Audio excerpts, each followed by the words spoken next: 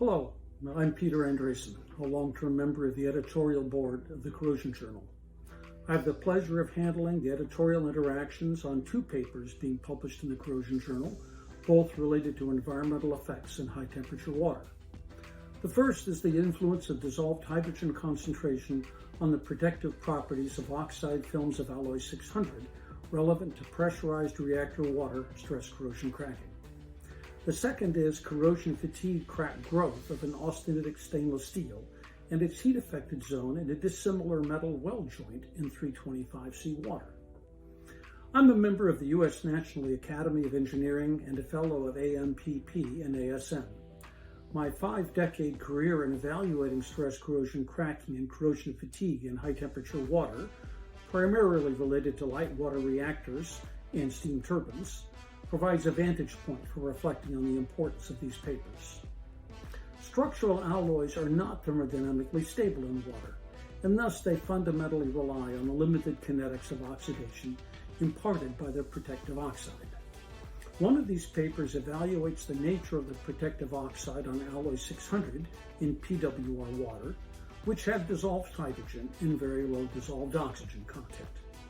There is an opportunity to optimize the dissolved hydrogen level to reduce stress corrosion cracking. SCC peaks at the nickel-nickel oxide phase boundary. Also, many PWRs no longer deaerate their makeup water, and the oxygen that is introduced can persist into the reactor pressure vessel. Thus, understanding the nature of the oxide as a function of water chemistry is quite important. In most power generation applications, the disruption to passivity does not occur by pitting or crevice corrosion, but by dynamic strain or slip offsets at the crack tip, where it is induced during cyclic loading or from redistribution of the stress and strain field as the crack grows at constant load. Environmental effects on cracking are inherently time-dependent, and the power plant lifetimes are being extended beyond their initial design lifetime of about 40 years to 60 and 80 years. This in turn requires increasingly sophisticated and high-resolution experiments to quantify stress corrosion cracking and corrosion fatigue. The other paper I'm highlighting evaluates the corrosion fatigue crack growth rates in 325C water in a weld heat-affected zone of stainless steel.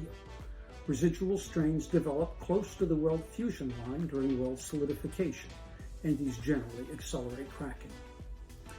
These are very complex tests performed in autoclave with pressurized water to about 150 atmospheres, including sliding seals for loading and penetrations for high-resolution monitoring by reversing DC potential drop. The need for safe, reliable, and long-term plant operations makes such studies both relevant and interesting.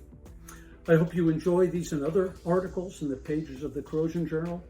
Cheers from sunny California.